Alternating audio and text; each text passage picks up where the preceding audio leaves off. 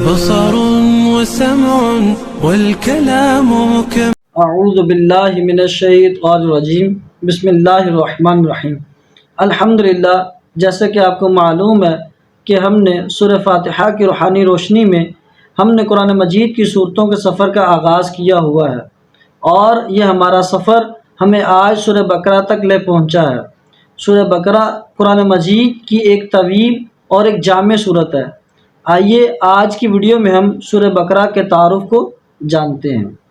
سورہ بقرہ کا مقام نزول حضرت عبداللہ بن عباس رضی اللہ تعالی عنہ سے روایت ہے کہ آپ صلی اللہ تعالی علیہ وآلہ وسلم نے ارشاد فرمایا کہ مدینہ میں جو سب سے پہلی سورہ نازل ہوئی ہے وہ سورہ بقرہ ہے۔ اب بقرہ پوری سورہ نازل نہیں ہوئی، بلکہ اس سورہ کی سب سے پہلے آیات نازل ہوئی ہیں۔ اگر اس سورہ کے حروف، کلمات، اگر رکوع کی بات کی جائے تو اس سورہ کے 40 رکوع ہیں۔ آیات کی بات کی جائے تو 286 آیات ہیں۔ اگر اس کے کلمات کی بات کی جائے تو 6121 کلمات ہیں، اور اس کے حروف 25500 اس کے حروف ہیں۔ سورہ بقرہ کو بقرہ کیوں کہا جاتا ہے؟ بقرہ عربی میں گائے کو کہتے ہیں، اور اس سورت کے 8ویں اور 9ویں رکوع کی آیت نمبر 67 تا 73 میں ایک گائے کے واقعے کو بیان کیا گیا ہے۔ اسی مناسبت سے اس سورت کو سورہ بقرہ کہا جاتا ہے۔ اس سورہ بقرہ کی بہت ساری فضیلتیں ہیں جو آپ صلی اللہ تعالی علیہ وآلہ وسلم نے خود ارشاد فرمائی ہیں۔ مسلم شریف کی حدیث ہے، حضرت ابو ہریرہ رضی اللہ تعالی عنہ سے روایت ہے کہ آپ صلی اللہ تعالی علیہ وآلہ وسلم نے ارشاد فرمایا کہ اگر کوئی شخص سورہ بقرہ کی تلاوت کرے گا تو وہاں سے شیطان بھاگ جائے گا۔ اور بخاری شریف کی حدیث مبارکہ ہے، حضرت ابو مسعود رضی اللہ تعالی عنہ سے روایت ہے کہ اگر کوئی شخص رات کو صرف سورہ بقرہ کی آخری 2 آیات کی اگر تلاوت کر لے گا تو یہ اس کے لیے کافی ہے۔ اگر اس کو کسی بھی قسم کی پریشانی ہے، مشکلات ہے، اگر بیماری ہے، تو وہ صرف 2 آیات کی تلاوت کر لے گا تو یہ اس کے لیے کافی ہے۔ ترمذی شریف کی حدیث ہے، حضرت ابو ہریرہ رضی اللہ تعالی عنہ سے روایت ہے کہ ہر چیز کی ایک بلندی ہوتی ہے، اور قرآن مجید کی بلندی سورہ بقرہ ہے۔ اس کے علاوہ پورے قرآن مجید کی جتنی بھی آیات ہیں ان میں سے جو آیتوں کی سردار آیت ہے آیت الکرسی، وہ بھی سورہ بقرہ میں ہے۔ اس کے علاوہ حضرت سہل بن سعدی رضی اللہ تعالی عنہ سے روایت ہے، شعب الایمان کی حدیث ہے کہ آپ صلی اللہ تعالی علیہ وآلہ وسلم نے ارشاد فرمایا کہ اگر کوئی شخص دن میں سورہ بقرہ کی تلاوت کرے گا تو 3 دن تک شیطان داخل نہ ہوگا اس گھر میں۔ اگر کوئی شخص رات کو سورہ بقرہ کی تلاوت کرے گا تو 3 راتوں تک شیطان داخل نہ ہوگا۔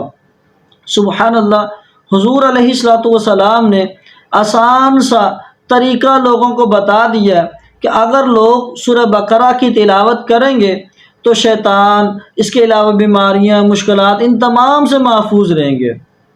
سورہ بقرہ کو اگر کوئی بندہ سمجھنا چاہتا ہے تو اس کو 3 حصوں میں اگر تقسیم کیا جائے سمجھنے کے لیے کہ سورہ کے اندر کیا کیا باتیں کس طرح ڈسکس ہوئی ہیں، تو بڑا آسان ہے۔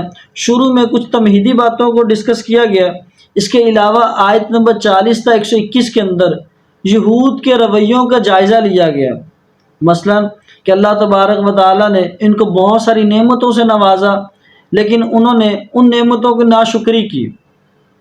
اس کے علاوہ رسول اللہ صلی اللہ تعالی علیہ وسلم نے ارشاد فرمایا کہ یہ لوگ نبیوں کی نافرمانی کرنے والی قوم تھی، احکامات کو توڑتی۔ اس کے علاوہ آیت نمبر 122 تا 162 میں جو منصب، جو امامت بنی اسرائیل کو دی گئی تھی وہ ان سے لے کر اگلی امت کو دی گئی۔